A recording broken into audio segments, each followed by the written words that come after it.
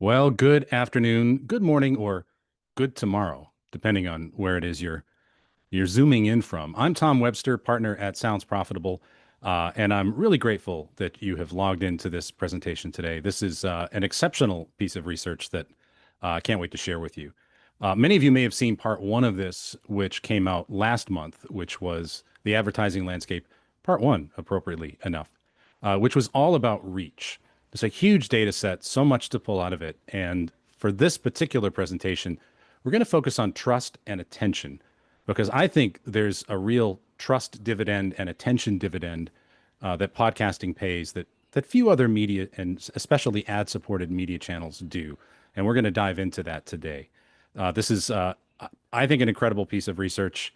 It's doing something that we have really not been able to do in the past, or we've certainly struggled to do in the past, and that is to get a comprehensive cross-platform evaluation of nearly every major ad-supported media platform.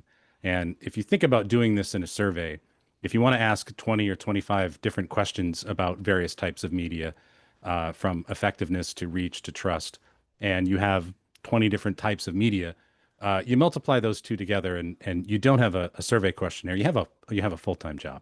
But we have found a way to do that with both sort of a novel method, which I'm really excited about, and also a huge sample, which covers a lot of potential flaws in a particular survey like this. We have a massive sample of over 5,000 Americans 18 plus, which is really the key that enables us to pull out some of the insights that we're going to be able to pull out today. So I hope that you will take notes. I hope that you will use these slides. There's so much in here that I think is going to be really evergreen material for your sales presentations, your media kits, any kind of pitch you're doing.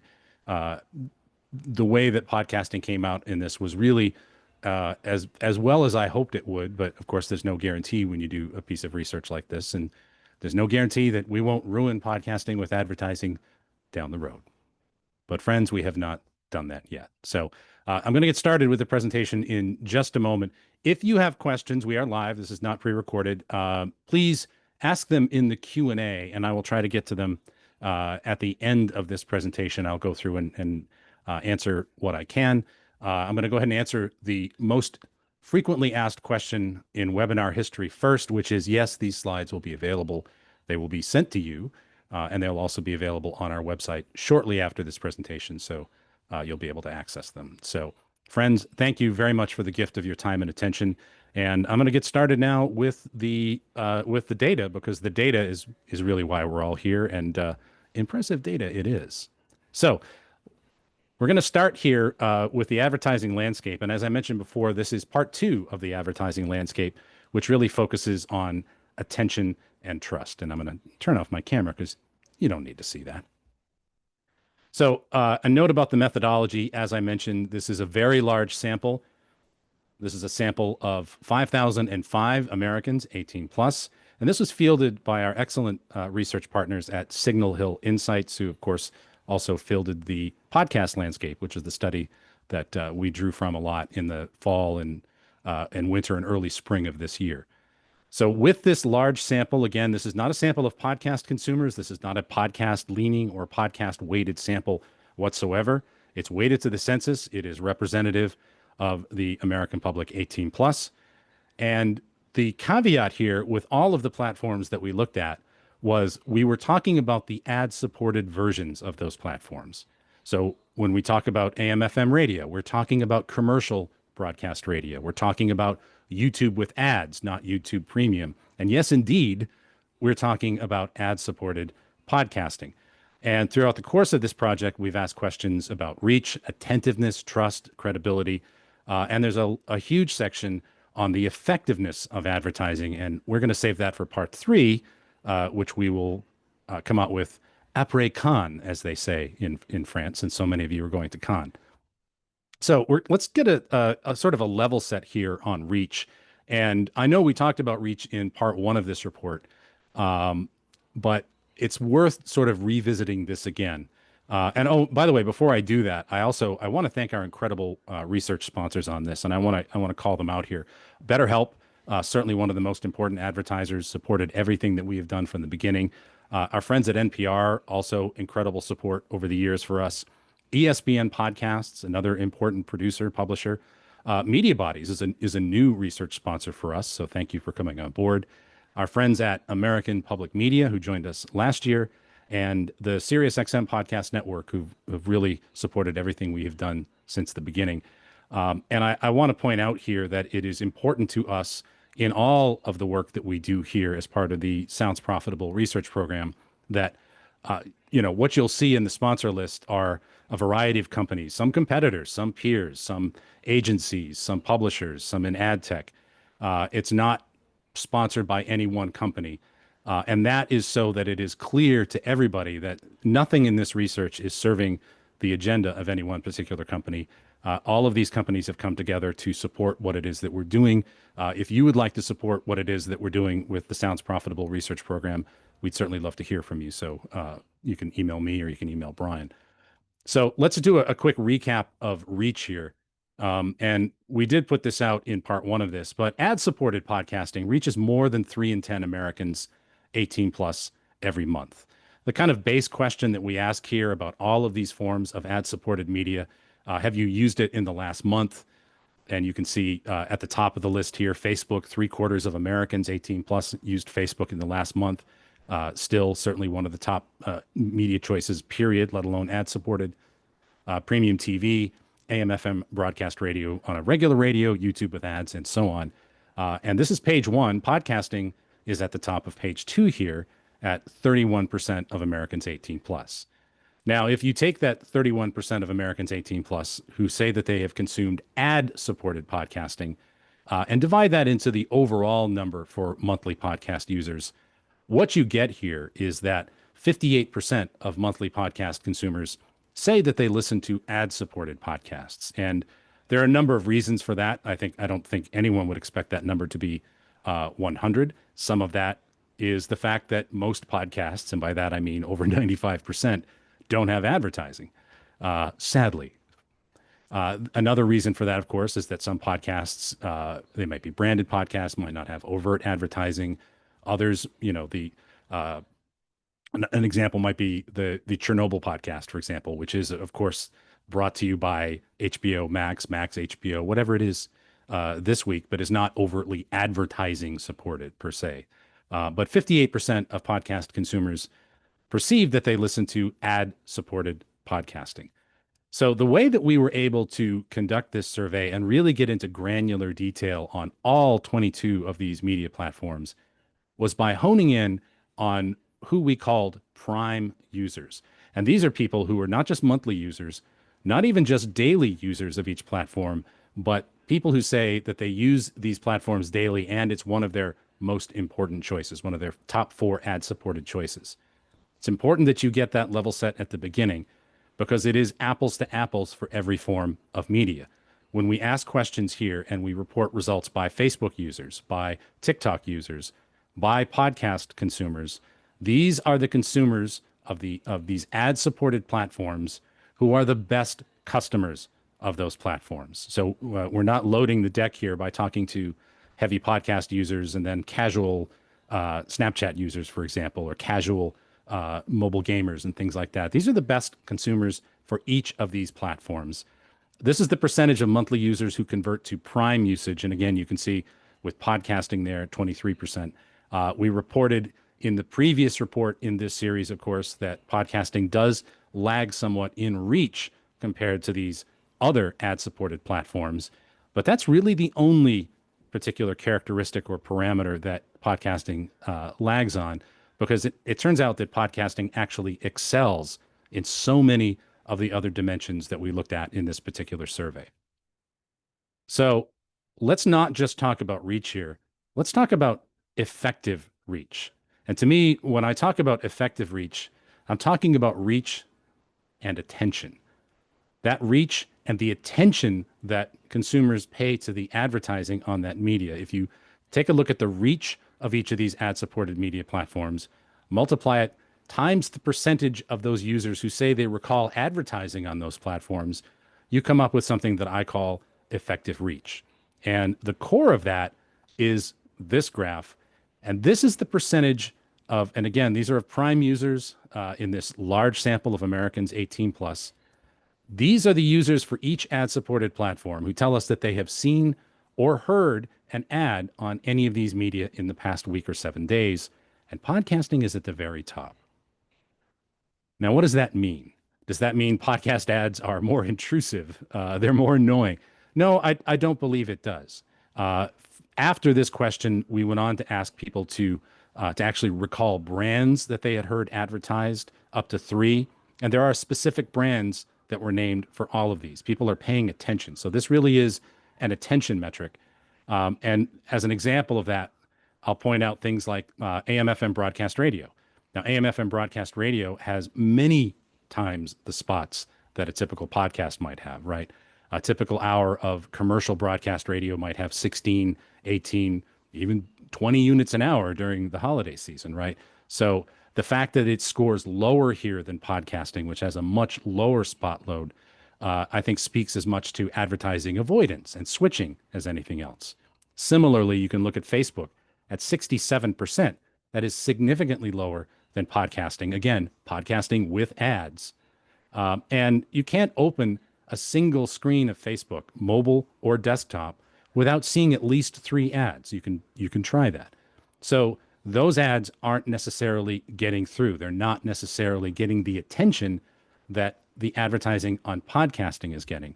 And I would submit that is a function of both the fact that we are not oversaturating, we're not killing people with advertising, with quantity, and what we are running, both in audio and video podcasts, is cutting through, and people are recalling it, and they're recalling the specific brands.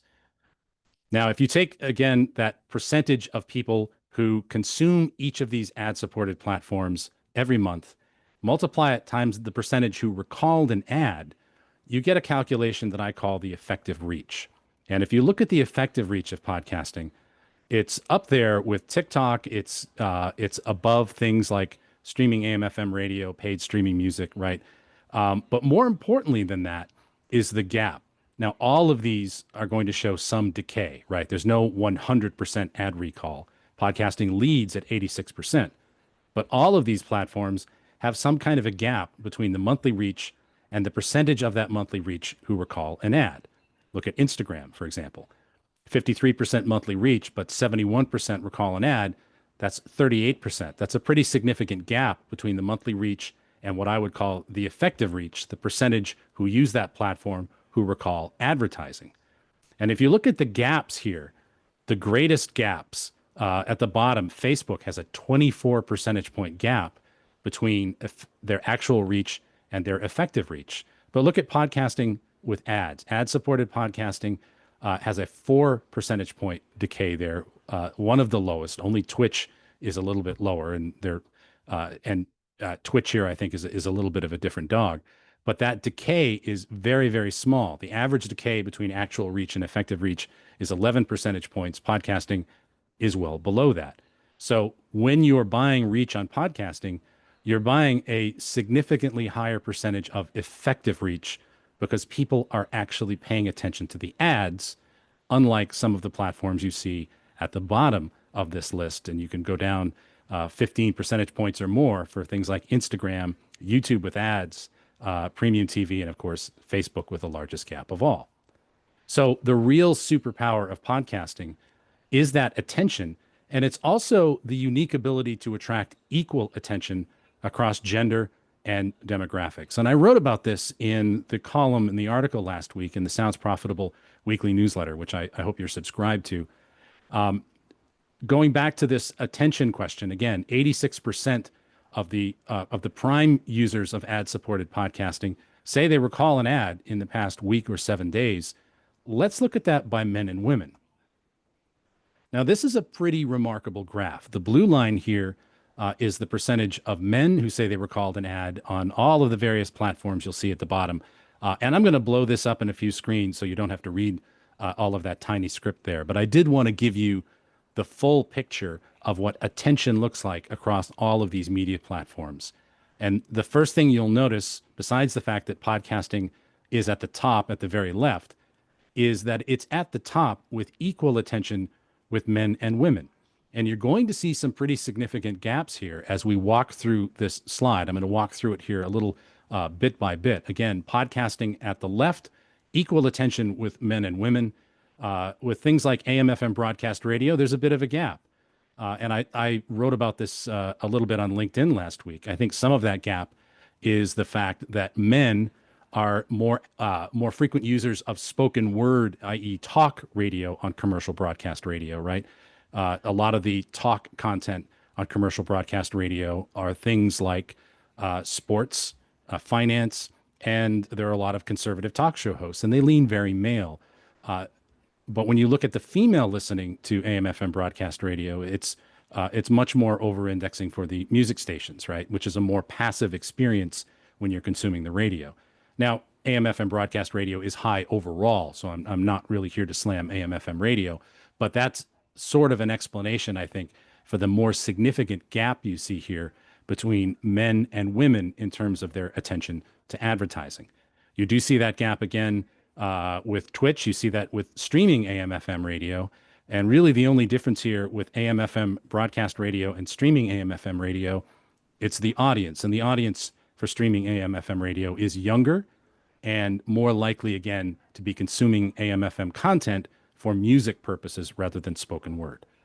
And I'll just show you the last page here, and things really start to decline for attention, period. But again, you see some real gaps here with Reddit, Telegram, Threads, and we're really getting into some smaller numbers here. But overall, the story of this is that podcast ads are the best way to get the attention of female consumers. It leads, it's almost number one with men. There are a couple of other peaks in there you can see with AM/FM broadcast radio, but it's clearly number one with women, and it is equal with men and women in terms of the attention that they pay to advertising. So it is unique in that way.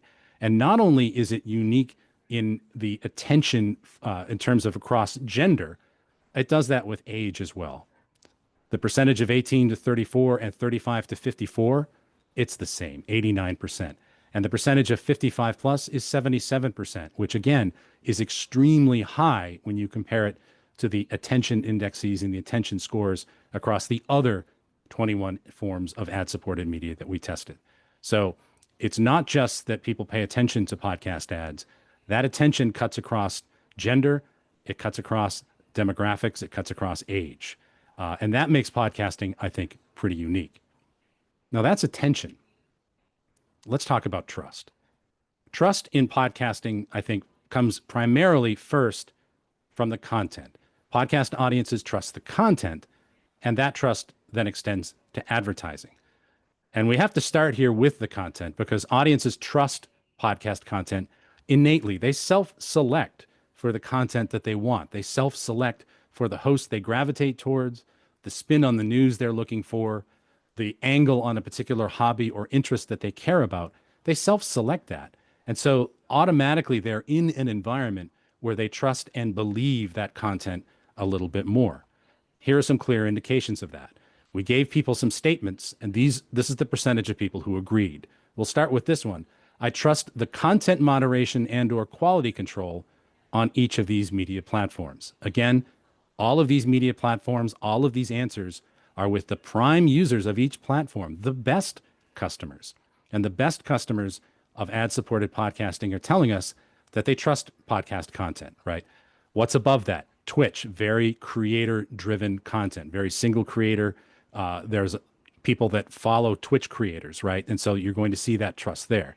And you see some music platforms, paid streaming music, streaming AM/FM, which again, as I pointed out, is more music-driven than broadcast AM/FM is, and Telegram, a network of your friends.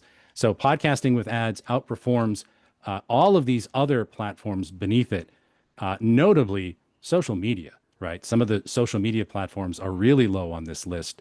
And we've already seen stories about things like Facebook discontinuing content moderation. That's clearly getting through to people because those scores for things like Facebook, even Reddit, and so on are really, really low because people don't trust the content moderation. They don't trust the quality control on those social platforms. We asked people about the content being generally factual or accurate. And here again, you see ad-supported podcasts are near the top of the list. At the top, Discord, Twitch, Discord, for those of you who use a Discord server, again, really self-selected interest group. So that kind of fits with this thesis. Twitch, individual creators, podcasting with ads, tied there with streaming AM/FM radio, the most trustworthy content in terms of being generally factual and accurate. Now, of course, none of these are 100. None of these are even 70. And that's really just a product of the times that we're in, right? We're living in the post fake news era. We're living in a period of time where very few people trust a single source.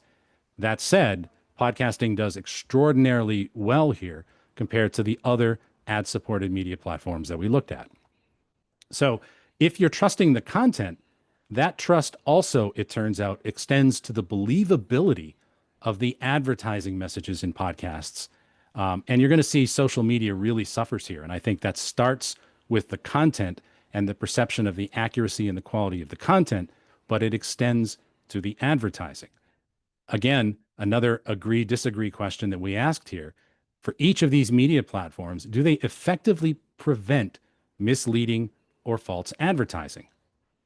Podcasting is right up there at the top. 41% of ad-supported podcast Prime users agree that podcasts effectively prevent misleading or false advertising, right? That's a lot higher than some of the other platforms you're going to see, particularly the social media platforms, which come at the end. So this is about advertising. It's not just about content. It's effectively preventing misleading or false advertising. If you look at podcasting here compared to all the social platforms, the only social platform per se that beats podcasting here is Telegram, which, if you've used it, is literally a network of your friends with an occasional ad. It's significantly higher here than Instagram, Facebook, and so on. Now, this is not an agree-disagree question. For this question, we ask people, what percentage of the advertising claims made on each of these channels do you believe to be true? And podcasting is right up there at the top. It's just a percentage point lower than Twitch, tied with streaming AM/FM radio. And a lot of media platforms actually do fairly well here, especially things like AM/FM broadcast radio, premium TV, free TV, network cable TV, where I think people perceive there to be some safeguards in place against false advertising claims, certainly to a much greater extent than they believe those safeguards are in place for social media platforms, which again really bring up the rear of this. If you look at how ad-supported podcasting performs against the various social platforms in terms of the percentage of advertising claims made that people believe are true, it's at the very top. 48% of the advertising claims are true on podcasting, according to the Prime users of podcasts. The Prime users of Facebook, that's 36%, significantly lower, again, amongst Facebook's most active best customers. And the key to all of that, I think, is authenticity. Certainly, one of the keys we've already talked about, and that is the self-selected nature. You're not all listening to one podcast in the same way that you're seeing the same feed in X or the same feed in Facebook. Yes, that feed is tweaked algorithmically, but podcasting is not like that. It's millions of self-selected content options that people gravitate towards because they speak exactly to them, and they speak to them authentically. And that's really one of the keys here that this data has revealed. And it comes out in this question. Do you agree that the advertising on each of these media platforms feels authentic and natural? At the top, streaming AM/FM radio and Twitch, and right there tied with TikTok, podcasting with ads at 45%. Podcasting is doing well on all of these trust, authenticity, and credibility questions at the very top. And again, this is not a sample of podcast consumers. This is apples to apples, the best consumers of each of these platforms, reporting on how they perceive those platforms in terms of trust, credibility, and authenticity. And there you see it right there towards the very top, ad-supported podcasting amongst the most authentic messaging platforms.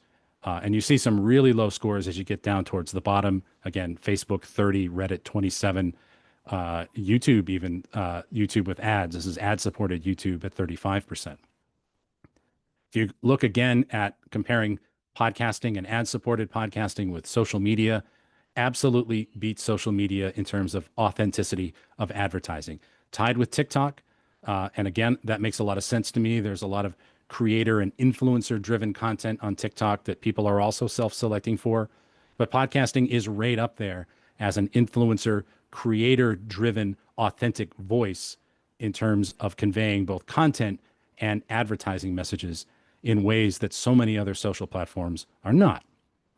And the last thing I'll point out in terms of the authenticity data, this is the gap here between podcasting, ad-supported podcasting, and social media in average with each of these various groups. And it starts right with the Hispanic Latino audience.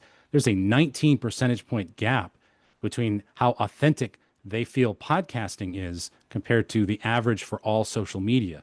55 plus, that gap is 17 points. The LGBTQ plus community, that gap is 14 points, and we had a really large sample there.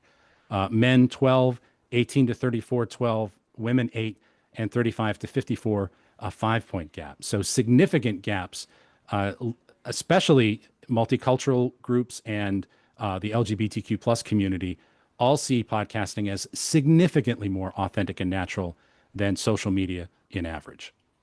Now, what is driving a lot of that authenticity, of course, are the voices. The voices, whether it's audio podcasting or video podcasting, we're talking about the voices who bring us that content. And it is the messenger here that is just as crucial to the success of the message, whether that's the content or the advertising. And there's no question here that podcasting messengers are among the very best. And here's really, I think, one of the most important questions in the whole project. I trust the people delivering the advertising messages, not just the content. I trust the people delivering the advertising messages on each of these media platforms. Again, Twitch, we've talked about, Telegram, we've talked about, podcasting, right up there at number 3, just about tied with streaming AM/FM. And you can see some real drops here. And a couple of the things that I really want to focus in on, because there are a lot of names and a lot of platforms on this screen. I'll just break out a couple of different looks at this. First of all, there's definitely a decline in the trust for traditional media, right? There's a 10 percentage point gap here between ad-supported podcasting and commercial AM/FM broadcast radio. There's an even greater gap with network or cable TV. So podcasting is perceived, the messengers in podcasting are perceived as considerably more trustworthy than some traditional media platforms. And then when we look at spot media, and here I'm talking about all the kinds of media that you might buy a 5, a 30, a 15, or a 60 in, as opposed to display advertising. When you look at spot media, again, ad-supported podcasting is perceived as the most trustworthy in terms of the messengers delivering the advertising messages. We're specific about advertising here. Podcasting is at the very top, right there with streaming AM/FM. And all of these numbers for podcasting are significantly higher again than social media. The only one here that is ahead of social media is Telegram, which, as I said, is literally a network of your friends. But all of these figures for social are significantly lower than ad-supported podcasting in terms of the trust that people have for the people bringing you the advertising messages. And that trust, by the way, just as we saw with attention, spreads across all divides, regardless of age or gender or race, ethnicity. And I'll give you some examples here. This is for podcasting specifically. I trust the people delivering the advertising messages on podcasts. That number for men and women, it's the same. Just as it was for attention, it is also the same for trust. At the very top of the list for trust is podcasting. And one of the reasons it's at the top, it's because men and women trust it equally. You see that trust across age as well. You see that demographically. Now, the highest figure here is 35 to 54. 43% of 35 to 54-year-old prime podcast users say they trust the people delivering the ads. But even that 55 plus number, that is the highest 55 plus number for all 22 ad-supported media platforms that we looked at, higher than everything. It's just that 55-year-olds just trust things a little bit less. Ask me why later. And finally, podcasting is particularly trustworthy with multicultural audiences. 51% of Black Prime podcast listeners and viewers, 49% of Hispanic Latino, 46% of Asian all say that they trust the people delivering the advertising messages on podcasts. The white number is lower, but it's lower across the board for all advertising supported media. So particularly when delivering messages across demographics for men, for women, but also to some underserved groups, such as Black, Hispanic, Latino, Asian, and the LGBTQ plus community. All of these figures are much higher than other forms of ad-supported media that we tested. So I'm going to wrap this up here, and then I'll get to some of your questions. First of all, podcasting absolutely punches above its weight in attracting attention. And in this presentation, I introduced sort of a thought experiment / concept about effective reach, the percentage of a medium's reach that actually recalls that they heard ads, that did not skip them, that did not avoid them, but that those ads registered with them. And podcasting attracts the most attention of all 22 ad-supported media channels that we tested.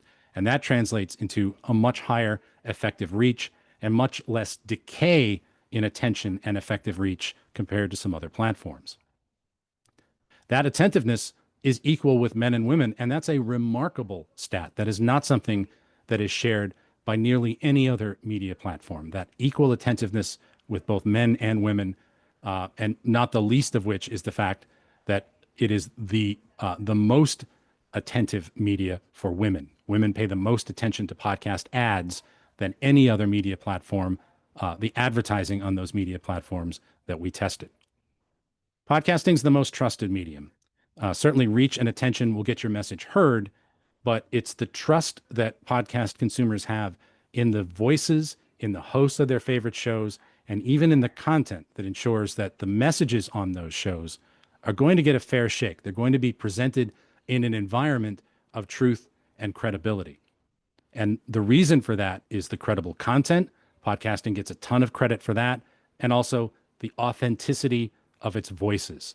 And because audiences perceive podcasting to be a medium that protects them from misleading information and protects them from misleading advertising claims, advertising messages in podcasting are entering into an environment not of skepticism, not of negativity, but one of receptiveness and one of trust. Trust in podcast advertising is particularly high with multicultural audiences, women, and it cuts across all demos. And again, that's really down to the receptivity, the acceptance of the content, and also the self-selected nature of podcasting. People aren't going to listen to podcasts that they don't trust. That trust is extended to the advertising more so than almost any other ad-supported media platform. And finally, social media here, there's a reverse halo effect, I think. That halo effect that we often talk about with content and a channel providing a halo to advertising messages, there could also be a negative halo effect here. Americans have much lower faith in the accuracy of content in social media, and that is certainly associated, if not causal, but associated with a lower belief in the advertising claims and the percentage of those claims that are true made on social media. There will be a part 3 of this, and that's going to be a really rich presentation on a whole bunch of measures of effectiveness. Did you, both from the experience of hearing different ads, the relevance, the contextual relevance of those ads, the experience of actually encountering them, but also recommendation behavior. Did you look up more about the products? Did you actually buy the products? So all of that sort of exposure and post-exposure data is going to come in part 3 of this, which, as you can see, will be sometime après Cannes, to dust off some of my French, in July 2025. We still haven't got a date for that. If you're not subscribed to Sounds Profitable, to our weekly newsletter, to our daily newsletter, the download, that handy dandy QR code will get you there. And I'm going to stop here and take some questions. Before I do, though, again, I want to thank our research partners with BetterHelp, NPR, ESPN Podcasts, Media Bodies, the SXM Podcast Network, American Public Media, and of course, our research partners at Signal Hill, who fielded this ginormous whopping study for us. So I'm going to pop back on here for a moment and take a look to see if we have any questions in the Q&A. All right, so I'll start here with one from Drew. What does the uniquely skippable nature of podcast, usually easily accessible buttons, how does that impact the attentive reach of podcasts? Well, I think we saw that with some of the attention data that because it's the highest in terms of attentiveness to advertising, I'm not going to say it doesn't impact it, but I am going to say it impacts it significantly less. And I called out the comparatively lower figure there for things like ad-supported commercial AM/FM radio. You can't skip ads there, but you sure as heck can avoid them by punching to another station.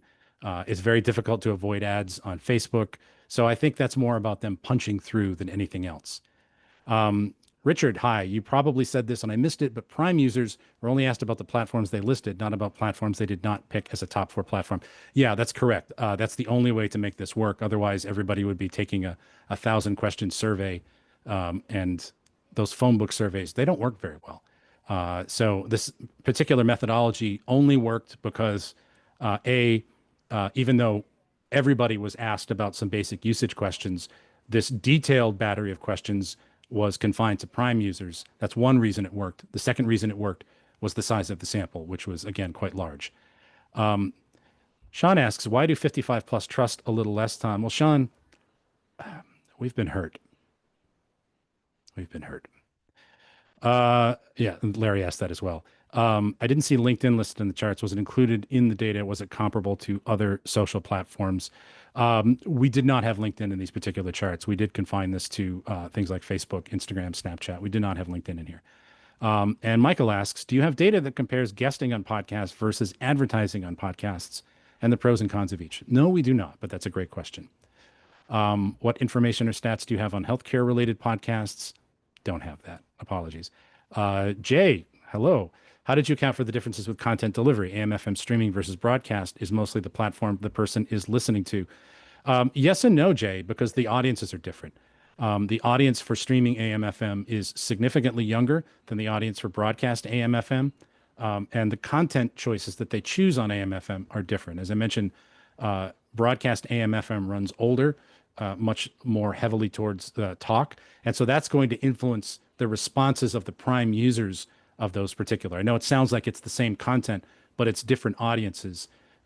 Different audiences actually consuming a slightly different mix of radio stations. And so that's going to impact the answers as well. So there we go.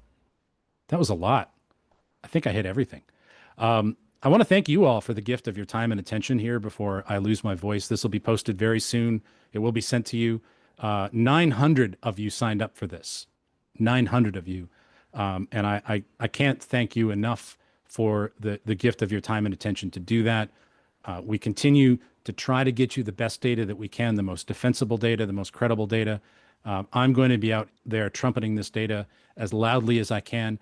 I encourage you to as well. One of the things, by the way, this is a pet peeve of mine that drives me crazy, is when people in companies won't share data that has sponsorship from other companies. It's one of the reasons why we have so many sponsors on all of the projects that we do with Sounds Profitable. It actually makes you look more credible than less credible. I think you look less credible if you're only sharing data that you yourself have created. I think it's a part of the picture, but this is the kind of triangulating data that I think makes your data even more credible and even more trustworthy. So please use this data. If you're a Sounds Profitable partner, please reach out in our Slack if you have, if you want to have any other explanations, or I'm always happy to present this for agencies and buyers on your behalf. So again, if you're a Sounds Profitable partner, do reach out in our Slack for that. But for everybody else, I'm really grateful that you spent some time with me here today. Please stay tuned for part 3 of this and everything else that we're going to be producing from the research program here at Sounds Profitable. And on behalf of all of us, my partner Brian, Gavin, and Lauren, back in the 100-story skyscraper front offices of Sounds Profitable somewhere, thanks for coming. Take care.